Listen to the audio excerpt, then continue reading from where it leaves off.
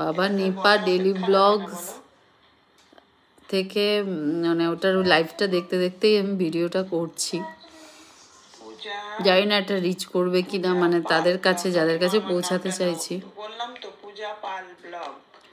তো উনি নতুন করে শুরু করেছে, উনি ওনার মতো বাড়িতে সুন্দর থাকছে, ওনার মতো চাজ খাচ্ছে, হাসি মুখে ব্লগ করছে।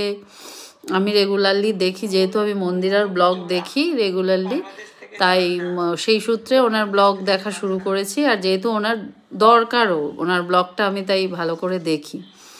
তো আমি জানি না লোকেদের কি প্রবলেম হচ্ছে, একটা মানুষ নিজের মতো নিজের লাইফস্টাইলটা দেখাচ্ছে এবং তাদের মধ্যে এই ফোড়ন কেটে মামের মধ্যে একটা ঝগড়া পাকানো বা একটা ঝামেলা পাকানো, আবার তাদের পার্সোনাল লাইফ, তাদের ফ্রিজে কি রয়েছে, তারপরে কেন মা মেয়ের বাড়িতে এত যাচ্ছে, কেন ছেলের বাড়িতে শুধু মায়েদের অধিকার, মানে মেয়ের বাড়িতে মায়েরা যেতে পারে না, মেয়ের বাড়িতে গেলে কি হয়েছে আমি তো বুঝতে পারি না। কারা কারা এসব কমেন্ট করে আমি ভাবতে পারি না। আমিও মেয়ে কারো, তো মেয়ের বাড়িতে মা যাবে যে কোনো সময়, মায়ের বাড়িতে মেয়ে যাবে যে কোনো সময়।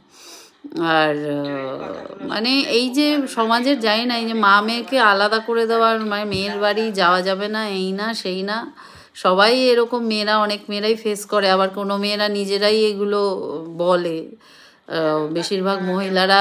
আর ওনাকে যে কি একটা ওনার খাবার দাবার নিয়ে একটা ভিডিও করেছে, তিনিও একজন মহিলা, তারও মনে হয় মেয়ে রয়েছে, কি খাচ্ছে কি খাচ্ছে না, কোথায় এত দায়িত্ব যিনি ভিডিও করেছেন ওই মন্দিরার মাকে নিয়ে, যে মন্দিরা পুরনো খাবার খাওয়াচ্ছে, উনি কি খাওয়াবেন মন্দিরার মাকে এনে তাজা তাজা রান্না করে?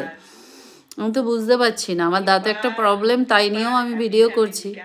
উনি হাসে খেলে ভালো আছে, ওনার জীবনে আর কি আছে? তাও তো উনি হেসে খেলে বেঁচে আছে, উনি তো একাই থাকছে।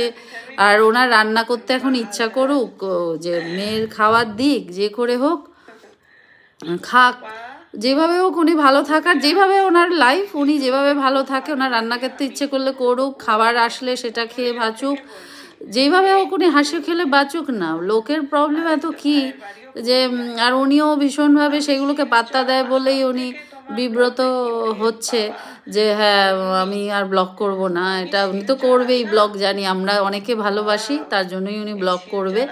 আর ওনার দরকারও আছে টাকা পয়সার, কেন করবে না? লোকের এত কি প্রবলেম আমি বুঝতে পারি না। আর আন্টিকে বলবো, আন্টি তুমি ব্লগ করো, আমরা সাথে আছি।